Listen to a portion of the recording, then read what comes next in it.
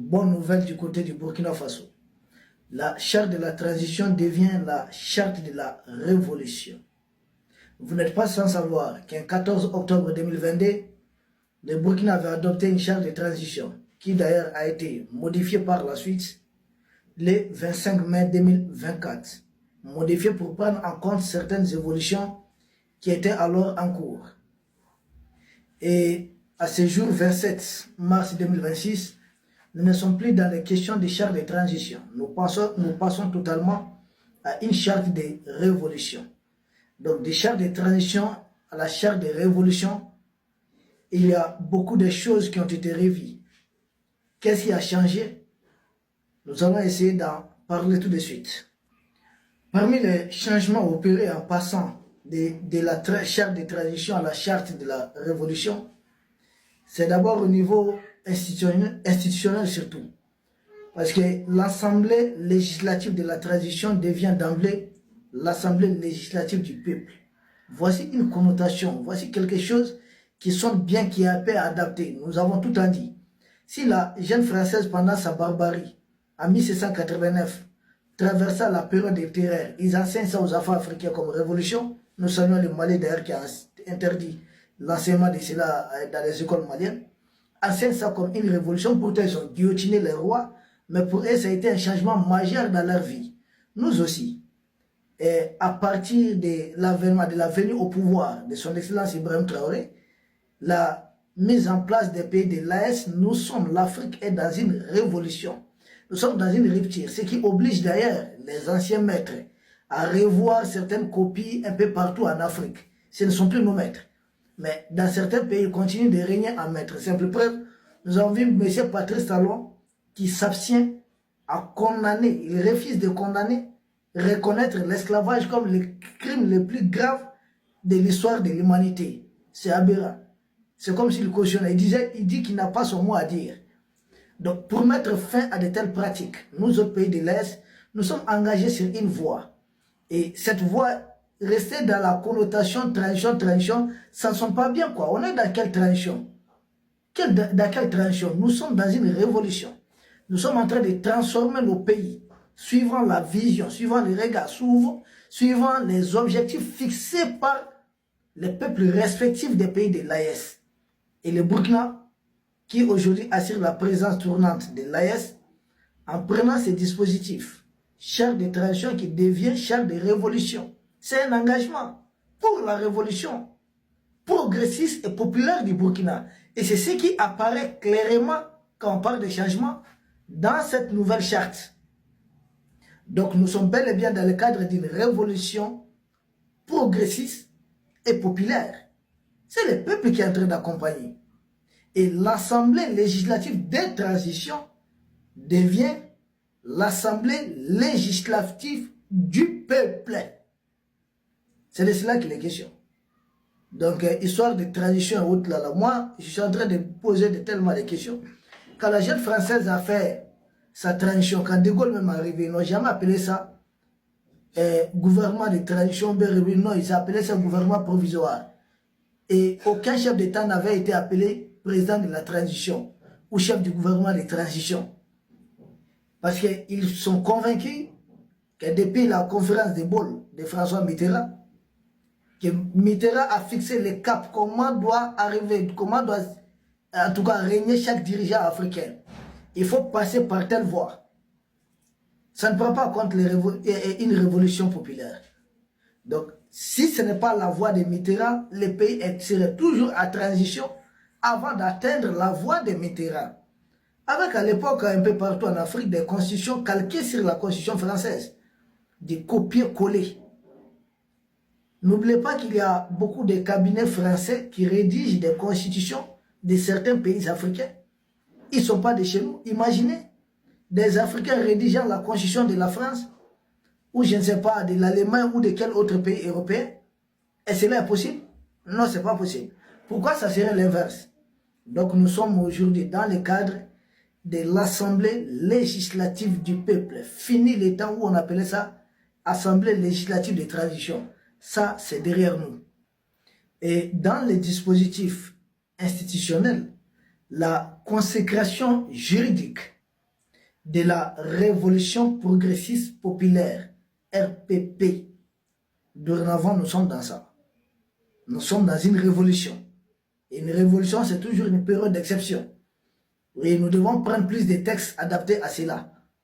Ça, c'est vraiment quelque chose de salutaire. Permettez-nous de saluer une fois de plus les autorités du Burkina pour cette démarche. Et ça a été adopté à l'unanimité, parce qu'après on ne veut pas attendre les pions, les laquins, les larbins de la jette française dit « Ah, ça a été imposé ». Non, c'est l'Assemblée qui a voté. Il aurait suffi d'une majorité pour faire passer. Mais ça a été voté à l'unanimité. Les 70 membres présents ont tous voté. Et puis c'était un bulletin secret. Donc si l'égalité y est, non seulement ça, la légitimité, c'est aussi légal. Parce qu'il faut qu'on précise cela. Mais ce n'est pas fini, il y a une autre innovation. C'est la suppression de la composante, les partis politiques, au sein de l'organe législatif, dorénavant du peuple. Histoire de, voilà, tel siège pour tel parti politique, on met ça dehors. Leurs sièges là seront réaffectés. Moi, si je me demande, un parti politique là, ça a tellement été compris en Afrique que les gens se sont divisés. Vous savez que dans certains villages, des gens ne se parlent pas à cause des partis politiques. Ils ont divisé dans la culture africaine. Ça n'existe pas. Parti politique, que c'est des regroupements de gens qui veulent aussi s'accaparer du pouvoir. Surtout quand j'entends parti politique d'opposition. Mais c'est pour assassiner politiquement l'Afrique. Non, nous ne sommes pas à ce niveau. Quand ils ont entamé leur truc là, même leur fameuse démocratie, ils ont mis combien de temps? Ils ont amélioré des choses petit à petit. Quand est-ce que même les femmes ont eu le droit de vote en France? Ça ne date pas de longtemps, c'est De Gaulle qui a mené ça. Ils ont maintenu la peine de mort jusqu'à... C'est après De Gaulle qu'ils ont enlevé la peine de mort il n'y a pas longtemps. C'est dans les années 80. Pourquoi ils veulent que l'Afrique tout d'un coup décolle avec tout à la fois? Ah non, ça passe pas. Parti politique même là, dans nos langues là, ça veut dire quoi? Que c'est des groupes, des gens qui veulent chercher les pouvoirs, administrer les pays. Mais mettez-vous ensemble. Vous avez tous pour ambition d'avoir le pouvoir. Mettez-vous ensemble, trouvez une formule. Et maintenant, dans votre grand groupe là, vous allez vous opposer. Et non pas vous mettre à s'entraider jusqu'à aller opposer certains au sein d'une même famille. Certains frères ne se parlent pas. Parce que tel est venu avec tel parti politique, et l'autre est venu avec tel autre parti politique, et c'est devenu un problème de l'animosité. Ils ont divisé les Africains avec cette histoire des partis politiques. Donc moi je salue, leurs sièges là doivent être réaffectés. Et ça c'est une innovation majeure. Et c'est surtout cette innovation qui me tient particulièrement à cœur. L'une des deux innovations, parce qu'il y a deux choses qui me tiennent particulièrement à cœur. La première des choses, c'est le fait de mettre out cette histoire des partis politiques. Quand les combats arrivaient là, moi, on ne connaissait pas ces choses. Donc, c'est des trucs qui ne sont pas du tout adaptés à nos réalités. Ça divise les Africains. Et ils ont atteint un certain niveau pour se permettre le multipartisme et autres là. C'est des trucs qui arrivent avec le temps. On ne commence pas avec ça. Les pays les plus stables politiquement là, c'est la Chine et puis autres. La Chine est prospère économiquement, stable politiquement. Ils n'ont pas mis le parti politique là-bas. Les gens ne sont pas autant divisés. Si la Chine était dans le multipartisme, comme à l'occidental là, pire et dire, je parle de ça. Mais à quoi on allait assister à Chine? En Chine, ça allait être comment? Imaginez une seule fois. Si l'Arabie Saoudite ou les Émirats Arabes Unis, comme beaucoup de gens aiment partir à Dubaï là-bas, y compris les impérialistes eux-mêmes, s'il y avait là-bas le multipartisme, comment allait être l'Arabie Saoudite? Mais attendez, nous devons regarder un peu du bon côté. Les Émirats Arabes Unis, les gens laissent s'entre-déchirer. C'est quoi cette histoire-là? Cette histoire de parti politique a été vraiment tellement comprise en Afrique. Parce que tout ça, c'est la faute des fameux diplomates africains. Quelqu'un se fâche, il va créer un parti. Quelqu'un d'autre se fâche, il va créer un autre parti. Et pour se partager les ressources du pays, ils disent, il faut mettre en place un gouvernement d'union. Honte à vous, faux diplômés. Nous avons également apprécié le fait que les textes en question intègrent les idéaux de la RPP révolution progressiste populaire. Et parmi ces idéaux, nous avons en tête la défense de la patrie. Parce que les impérialistes sont tellement mal formés, les diplomates africains, que chacun crie, je connais mon droit, je connais mon droit. Mais ok, tu connais ton droit, c'est bon. Mais quel est ton devoir? Tu fais d'abord ton devoir, ensuite tu demandes ton droit. C'est pas compliqué. Moindre chose, je vais en grève. Mais si tu fais les devoirs, c'est que le pays, ton devoir constitutionnel, ton devoir à l'endroit du pays, ton devoir envers tes concitoyens, ton devoir envers la patrie. Et les nouveaux textes consacrent ça. La défense de la patrie. Oh, c'est exceptionnel. Et également aussi, une autre chose qui est consacrée, l'engagement patriotique et populaire. L'engagement patriotique populaire. Bravo. Et enfin, la souveraineté nationale. Tout repose sur ça. Reconnaître au Burkina sa souveraineté nationale. Nous devons reconnaître que tout ça doit être d'abord promulgué par son Excellence, le président Ibrahim Traoré, président du Faso, président de la Révolution progressiste populaire du Burkina Faso. Il doit promulguer. Et pour nous autres, c'est déjà un acquis. Et nous encourageons cela. Parce que nous souhaitons ça de tous nos vies. Parlant de la souveraineté, j'ai vu certains, je ne sais pas si c'est par manque de formation ou autre. Ah, les pays de l'Est sont souverains, on gagne quoi? La souveraineté là, ça se construit. C'est un combat existentiel, c'est un combat de toute une vie. Quand je parle de la vie d'une nation, même les pays qu'on dit être développés continuent de construire leur souveraineté.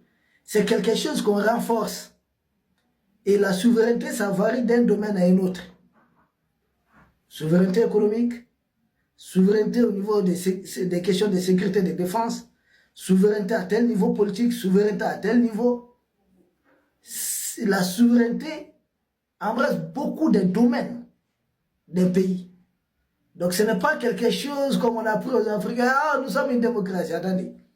Ce sont des choses qu'on construit au fil et à mesure. Et la démocratie et la souveraineté, on se bat pour ça. Si il y a des gens qui luttent pour leur liberté individuelle, ils doivent savoir que la liberté, si elle doit se mesurer au niveau d'une nation, c'est ce qui représente sa souveraineté. Le pouvoir qu'a une nation de décider de soi-même, de prendre certaines décisions sans pouvoir, sans se compromettre. C'est ça la souveraineté. Et nous devons construire ça au fur et à mesure. Nous sommes en train d'améliorer. Donc nous attendons rapidement que son Excellence le capitaine Ibrahim Traoré puisse promulguer ce projet de loi, en faire carrément une loi. Alors, et puis on boucle ces chapitres-là, nous passons à autre chose. Je dois promulguer. D'ailleurs, ce que j'ai apprécié dans ces nouveaux textes, l'initiative de la révision de la charte appartient au président du Faso ainsi qu'au tiers de l'Assemblée législative du peuple. Ça, c'est ce que nous devons saluer. Renforcer davantage le pouvoir du chef d'État. Voici ce que nous devons faire il y a très longtemps. Peuple d'Afrique, voici entre autres les innovations majeures. Non seulement consacrer une part juridique importante à la révolution progressiste populaire et passer de l'appellation Assemblée législative de transition à l'Assemblée législative du peuple, et surtout les idéaux, la défense de la patrie, l'engagement patriotique populaire, la souveraineté. Ce sont des choses dorénavant qui sont mises en exergue. Ce n'est pas fini. Un autre fait majeur, quand j'avais parlé des deux faits majeurs qui ont retenu surtout mon attention, c'est que dorénavant, son Excellence le président Ibrahim Traoré peut légalement, légitimité, on avait déjà ça, peut légalement être candidat à une élection présidentielle, aux élections législatives ou municipales. Toute élection, c'est un citoyen burkinabé.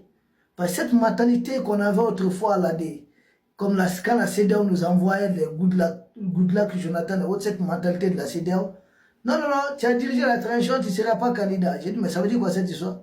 Parce que tu as dirigé une transition, tu cesses d'être un citoyen de ton pays. C'est ce que ça veut dire? On te prive de tes droits tout simplement parce que tu as eu à diriger une transition. Bon, nous, nous ne sommes plus dans des histoires de transition. Donc, dorénavant, son Excellence le président Ibrahim Traoré, je pense, c'était très attendu. Non seulement au Burkina, au niveau de l'AS, au niveau sous-régional, voilà, à tous les niveaux. Tous les souverainistes, tous les nationalistes, les panafricanistes étaient désirés de voir son Excellence le capitaine Ibrahim Traoré être candidat. Et je pense dorénavant, ces choses faites, ça ne dépend que de lui. Et lui, il ne dépend simplement pas que de sa personne dorénavant. C'est aussi nous autres, les peuples. Et les peuples réclament cela vivement. Donc dorénavant, il peut être candidat à toute élection possible au Burkina Faso. Voici un autre fait majeur. Donc la voie, elle est toute tracée. Puisque les endo-colons, nous les attendons généralement, aller à l'élection. Tout comme leurs maîtres ont mis la forme là, nous irons à l'élection. Ne soyez pas pressés. Ça va arriver.